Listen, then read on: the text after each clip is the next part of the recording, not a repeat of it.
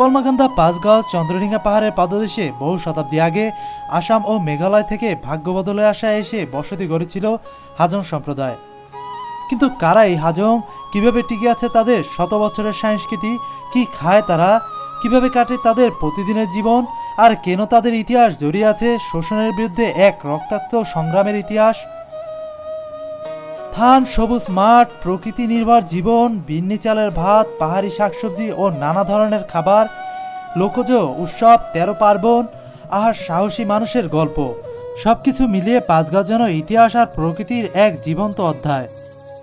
আজকের এই যাত্রায় আমরা জানব হাজংদের জীবন, তাদের কৃষিভিত্তিক সমাজ, ঐতিহ্যবাহী খাবার, বীরত্বগাথা, লড়াই সংগ্রামের গল্প। চলুন শুরু করি কলমাকান্দার পাঁচগাঁও থেকে অজানা ইতিহাসের পথে। দেখুন, এত ভিতরে শুটকি বিক্রি হচ্ছে। ছেলেমেয়েরা সকলে স্কুলে যায়। আপনার কি আপনার কোন আদিবাসী? হাজং সম্প্রদায়। হাজং সম্প্রদায় হলো সনাতন ধর্মীয়।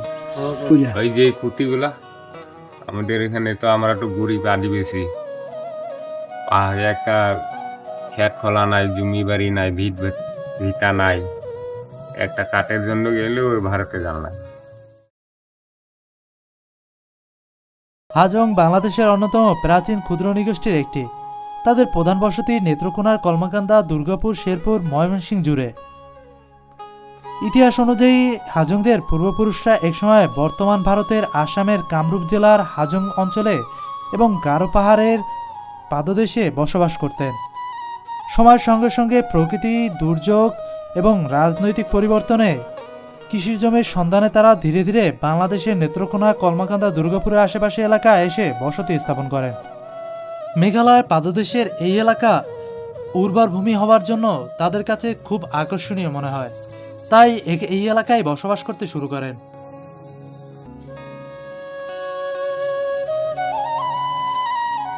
দেখুন, এত ভিতরে শুটকি বিক্রি হচ্ছে। অনেক ধরনের শুটকি দেখে তো আমি অবাক। দেখুন, ছোট ছোট অনেকগুলো শুটকি। টমেটো বিক্রি হচ্ছে। এখন বাজারে টমেটো নাই বললেই চলে, আর এখানে বিক্রি হচ্ছে। আর ওইদিকে হাল চাষ করা হচ্ছে আর মাছ ধরতেছে। হাজং নারীরা তাদের ঐতিহ্যবাহী মাছ ধরার সরঞ্জাম জখা দিয়ে মাছ ধরছে। দেখুন, এখানে যে কি মাছ পাওয়া যাবে তা বলতে পারি না, কিন্তু কিছু পুঁটি দেখা যাচ্ছে যে ধরছে তারা। এছাড়া বাইং, অনেক ধরনের মাছ এখানে মিলে। আর বৃষ্টির সময় আসলে এখানে প্রচুর পরিমাণে এরকম মাছ ধরা দেখতে পাবেন, আর সবাই কিছু কিছু না কিছু মাছ পেয়ে থাকে। চন্দ্রডিঙ্গা পাহাড়ের পাদদেশে আসলে আপনারা দেখতে পাবেন হাজং নারীরা কতটা পরিশ্রমী। পুরুষদের সাথে সাথে তারাও তাল মিলিয়ে এখানে ধান রোপণ করে থাকেন।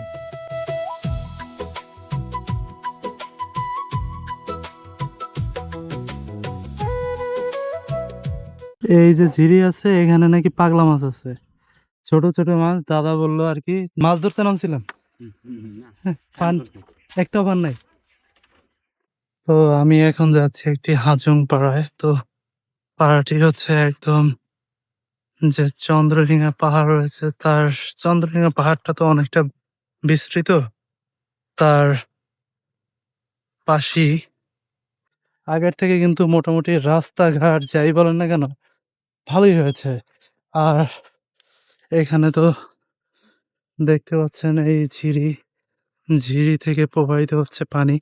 এই হচ্ছে হাজংদের বাড়ি ঘর। দেখতে পাচ্ছেন একটা বাচ্চা, হ্যালো। ওর মন খারাপ, সকালে ঘুম থেকে উঠছে হয়তো, এর জন্য। এই হচ্ছে তাদের বাড়ি। তারা কিন্তু মোটামুটি মুরগি থেকে শুরু করে অনেক কিছুই পালন করে, দেখতে পাচ্ছি। তাদের বাড়ি ঘর, গরু থেকে দেখতে পাচ্ছেন খড়, সবকিছুই রয়েছে। এটা হচ্ছে তাদের বসত ভিটা। আর এখানে এক আপু থালা বাসন মাজছেন। যত গ্রামের মধ্যে প্রবেশ করছি তত ওদের সংগ্রামী জীবন আমাকে মুগ্ধ করছে।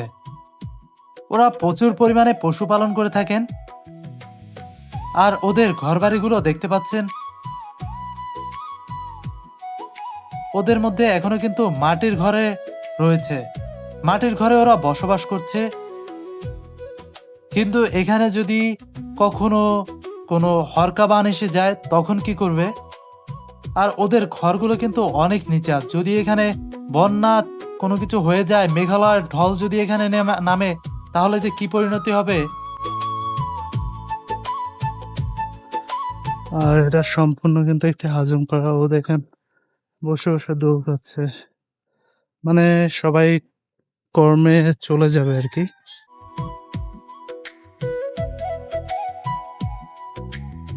হাজংরা কিন্তু গারোদের মতো নারী শাসিত সমাজ নয়। ওদের সমাজ পুরুষ শাসিত সমাজ। পুরুষই হচ্ছে একটি ঘরের কর্তা।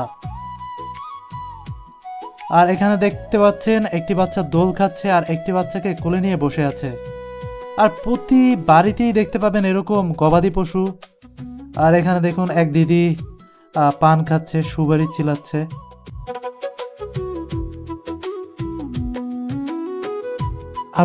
আপনারা কি এখানেই বসবাস করেন? বহুদিনের বসবাস আহ, এটা সৃষ্টি হয়েছে বলতে গিয়ে হিন্দুস্তান পাকিস্তান যখন ভাগ হয়েছে তখন থেকে এখানে বসবাস? তখন আরো আগে থেকে এনু বসবাস, ও মানে তাহলে তো অনেক যুগ আগে থেকে অনেক যুগ আগে থেকে বসে।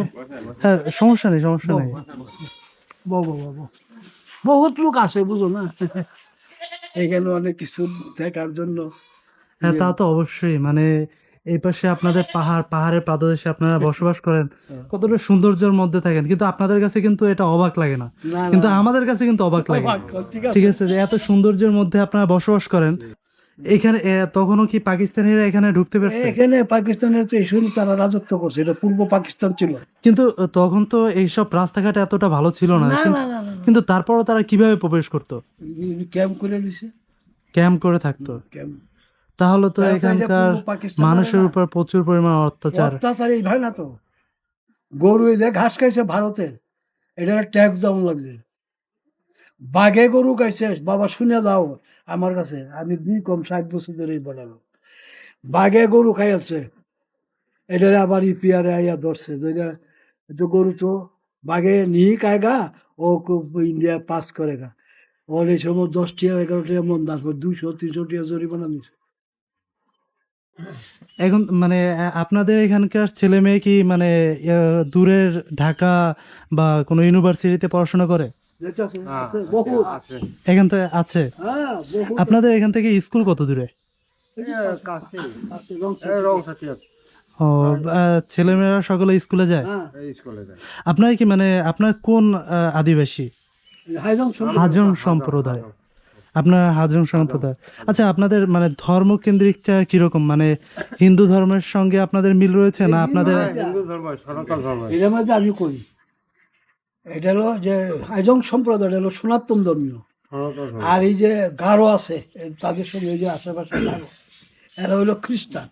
হাজং যে সম্প্রদায়, এই হিন্দু ধর্মের পাশাপাশি কি আলাদা কোনো পূজা অর্চনা করে না? শুধু হিন্দুদের যে 12 মাসে যে পুজোগুলো থাকে সেগুলোই? এইটিও এই তারাই পূজায় করে। একই এই পূজা। পূজা একই পূজা। একই পূজা করে। তো আপনার মানে কি কাজ বাজ কি করেন?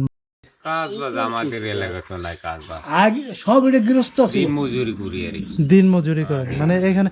এর আগে তো আপনারা নাকি এই যে ভারতে ইন্ডিয়ার বর্ডার পাস করতে পারতেন, এখন কি পাস করতে পারেন? না, এখন তো আছে ওখানে কুড়ি এই লাখ যে থেকে যাইতাছে, আনতে পারে আইতাছে, আর এটা কি। তো চুরি টারি করে। ওই যে খুঁটিগুলা আমাদের এখানে তো আমরা একটু গরিব আদিবাসী, একটা খেত খোলা নাই, জমি বাড়ি নাই, ভিটা নাই, একটা কাঠের জন্য গেলে ওই ভারতে যান লাগে। তাহলে মানে আপনারা এখানে লাগাতে পারেন না? আচ্ছা, এটা তো আপনাদেরই জন্মভিটা, মানে আপনাদেরই অধিকার এখানে রয়েছে, তাহলে আপনারা কেন নিজেদের মতন করে ব্যবহার করছেন না? ব্যবহার করতে পারবো কি ভাই? এই যে জায়গাটা এই যে এইটুকু, এখন কই কি করবো এটি? তাহলে ব্যবহার মানে করবো। আপনার জায়গা কিনতে কি সরকার বাধা দিচ্ছে? না না। আমরা যে গরিব, কেমনে পাই আমি জায়গা? যতই এগোচ্ছি ততই অবাক লাগছে। ভাগ্য অন্বেষণে এসেও যেন ভাগ্যবিধাতা তাদের দিকে সহায় হয়নি। এভাবে সাদামাটা জীবন পার হচ্ছে তাদের। আর এই দেখুন তাদের রান্নাঘর। তো রান্নাঘরের মধ্যে দেখুন একদম বাঁশের কঞ্চির বেড়া। আর এই হচ্ছে রান্নাঘর। রান্না করছে কাকি। কি রান্না করছেন? ও, আজকে কি রান্না হবে? আপনারা কি সকাল সকাল রান্না করেন? আপনারা কি মানে কোনো কাজে না গরু পালন করেন? সবাই অনেক প্রচুর পরিমাণে দেখলাম গরু। আর এই হচ্ছে তাদের রান্নাঘর, দেখতে পাচ্ছেন কি মানে এখানে রান্নাঘরে আলু, তারপরে কাকই, অন্য সব কিছু দেখতে পাচ্ছি। আর এই হচ্ছে মাছ ধরার যে জাল, সেটা। আজকে হরেক রকমের রান্না হচ্ছে। এখানে রান্না হচ্ছে চিংড়ি দিয়ে কচুর শাক। এটা নাকি তাদের খুব পছন্দের খাবার, এবং সাথে আছে ডাল দিয়ে ঝিনুক, যেটা খেতে নাকি খুব মজাদার। আর এটার স্যুপটাও নাকি অনেক সুস্বাদু হয়ে থাকে।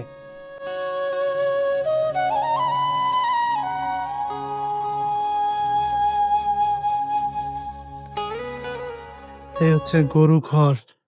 আসলে সরকারের উচিত এসব দিকেও একটু দৃষ্টি দেওয়া, যাতে করে তারা একটু স্বাবলম্বী হতে পারে।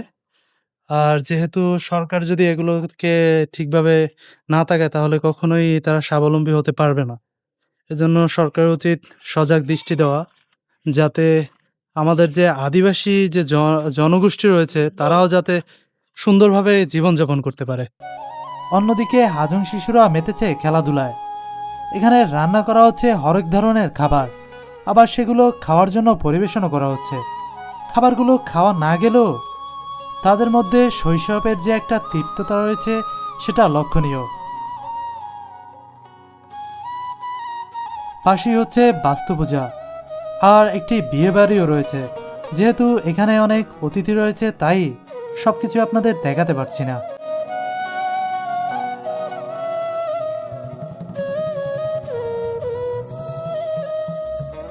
তাদের দেখে মনে হচ্ছে জীবনে অর্থ না থাকলেও মনে আছে সুখ, আর সুখ দিয়েই সকল কিছুই কেনা যায়। আর দেখুন, এখানে পুজো উপলক্ষে পিঠাপুলির কমতি নেই।